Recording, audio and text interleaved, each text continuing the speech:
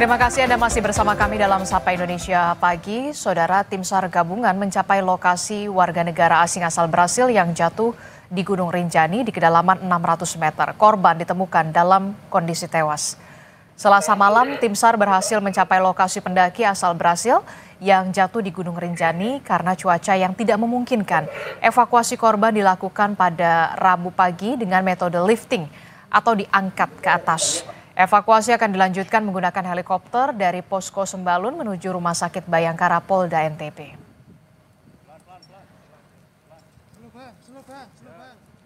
Saat ini saudara, kita sudah bersama dengan Kepala Balai Taman Nasional Gunung Rinjani. Melalui sambungan daring sudah ada Pak Yarman Wasur. Selamat pagi, Assalamualaikum Pak Yarman. Waalaikumsalam Mbak. Ya, Yarman, bukan Yarman Wasur. Wasur dulu lokasi saya kerja. Yarman. Oke, Pak Yarman. Pak Yarman, ini bisa diinformasikan kepada kami pemirsa Kompas TV semua saat ini proses pencarian atau proses evakuasi masih terus dilakukan. Nah, ini bisa diceritakan secara singkat. Ini skemanya nanti akan seperti apa hari ini untuk proses evakuasi? Ya, ini hari ini perlu saya sampaikan juga bahwa kemarin sore ya sekitar jam 18.00 tim evakuasi sudah mencapai titik korban, ya diperkirakan sekitar 600-an dari atas. Nah, sekitar 4 orang tim dan 3 orang di atas angkor 2, ya. Dan pagi ini sudah bergabung dan sedang melakukan pengangkatan terhadap korban itu sendiri, ya. Mudah-mudahan hari ini cuaca cerah, ya, bisa maksimal teman-teman di lapangan melakukan evakuasi. Begitu, Mbak. Oke, sejauh ini kan sudah hari kelima ya kalau tidak salah Pak Yarman ya. Apa sebenarnya kendala utama yang dihadapi para rescue atau tim SAR untuk melakukan evakuasi terhadap survivor atau warga negara asing asal Brasil ini, Juliana? Oke, makasih Mbak. Kita tahu bahwa mungkin teman-teman pendaki yang pernah mendaki di Gunung Rinjani sangat ekstrim. Topografinya sangat curam atau ekstrim, dan cuacanya ini setiap saat berubah-ubah, Mbak. Ini yang menghambat terjadinya kegiatan evakuasi, ya. Kok gambar nggak muncul? Ya, itu yang menghambat kegiatan, tidak maksimal teman-teman di lapangan melakukan kegiatan evakuasi. Jadi memang itulah kira-kira menjadi itu, Mbak.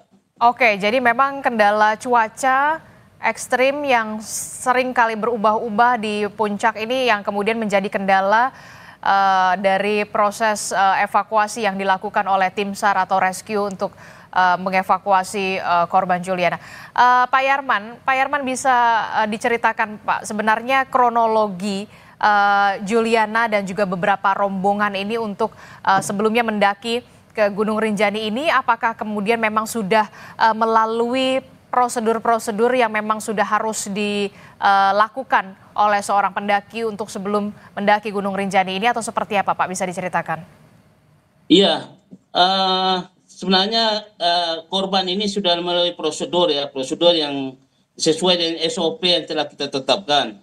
Artinya memang pada tanggal 21 Juni 2024 itu kita dapat informasi ya terkait dengan adanya pendaki yang jatuh pada pagi hari itu di kita Pelawangan 4, ya, Cemara Nunggal itu, ya.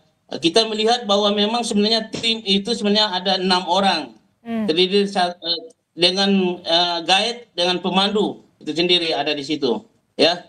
Artinya memang secara SOP sudah memadai, sesuai. Ini juga karena pada saat mau naik puncak itu, saudara korban ini merasa capek atau kelelahan, ya, dengan informasi dari guide-nya, sehingga akhirnya korban ini tidak ikut summit, gitu. 5 orang teman ini ikut summit. Setelah turun dari summit ini, ternyata korban ini tidak lagi berada di tempat di lokasi awal ini. Ternyata setelah ditelusuri, ternyata sudah di jurang, sudah jatuh ke bawah, Mbak. Oke, kalau dari... Artinya secara ini beliau mempunyai tiket apa segala secara resmi sudah dikeluarkan oleh Taman Nasional Gunung Rinjani. Oke, jadi kalau komunikasi sendiri dari Balai Taman Nasional Gunung Rinjani sendiri mengetahui ada satu pendaki yang kemudian terjatuh, ini informasinya sudah didapat sejak hari apa, Pak? Tanggal 21 Mbak pagi ya, Oke. sekitar jam 7 ya, jam 7 pagi kita dapat informasi dari guide yang membawa korban ini ya. Kita dapat informasi itu, kami melakukan komunikasi dengan tim evakuasi yang ada di Lombok ini sendiri ya. Ada beberapa tim di situ termasuk Basarnas, BPBD, NTB, dan teman-teman Oke. TNI Polri. Nah, itu teman-teman tim evakuasi seluruh yang ada di Oke, sini. Pak Ya, Yarman, terakhir Pak Yarman, informasinya betul berarti untuk jalur pendakian saat ini memang ditutup dulu untuk sementara dari mulai tanggal berapa sampai tanggal berapa, Pak Yarman? iya, iya, sesuai edaran yang kami keluarkan dari Taman Nasional, kita penutupan di tanggal 24 kemarin mulai. Tapi kita tidak menutup secara total Taman Nasional, Mbak. Kita hanya menutup pada lokasi Pelawangan 4 Sembalun menuju Summit. Itu. Tapi pintu-pintu pendakian lain bisa boleh dikunjungi. Oke, itu artinya hanya penutupan sementara mulai dari pos Pelawangan 4 sampai ke Summit itu ditutup, tapi sebelumnya itu masih dibuka ya jalur pendakiannya ya Pak ya. Terima kasih. Ya, jalur pendakian masih bisa, pendaki masih bisa menikmati tempat-tempat seperti danau, Pak, tempat-tempat lain gitu, Pak. Oke, Ya, baik. Terima sampai kasih Kepala selesainya Balai evakuasi dilakukan, Pak. Ya.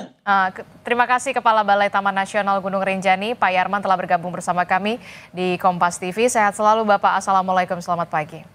Waalaikumsalam warahmatullahi wabarakatuh. Terima kasih.